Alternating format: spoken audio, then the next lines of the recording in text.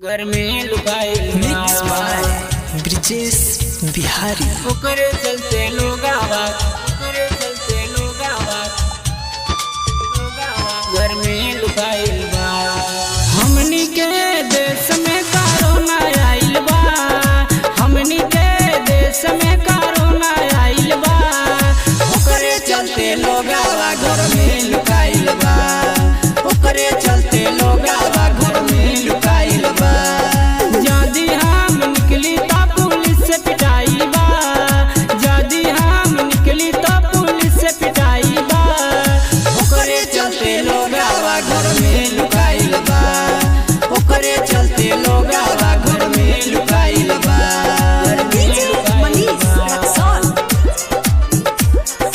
ओकरे चलते लोग आवा HKB रिकॉर्डिंग स्टूडियो दिल्ली। घर में लुकाइल बा। टाइम से मिले ना खाना और पानी, सब करी याद आई गईली नानी, गईली नानी। टाइम से मिले ना खाना और पानी, सब करी याद आई गईली नानी। काहे निसाही कैसे इराही, लागल लॉकडाउन बाड़े 3 मई तक राही, लागल लॉकडाउन बाड़े 3 मई तक राही। आइल बा कोरोना तो महंगाइयो लाइल बा, आइल बा कोरोना तो महंगाइयो लाइल बा। ओकरे चलते लोग आवा घर में लुकाइल बा, ओकरे चलते लोग आवा घर में लुकाइल बा, लुकाइल बा। ओकरे चलते लोग आवा, ओकरे चलते लोग आवा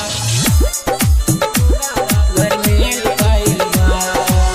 मुकेश मतलबी कैसान बहली हवा, अभी तक बनल नहीं कोरोना के दावा, कोरोना के दावा।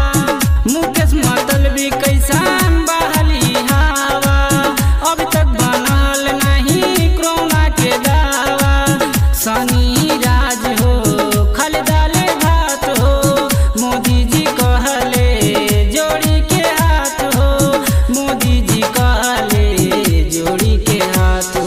गावे गावे फ्री में मास्क बटाइल बा, गावे गावे फ्री में मास्क बटाइल बा।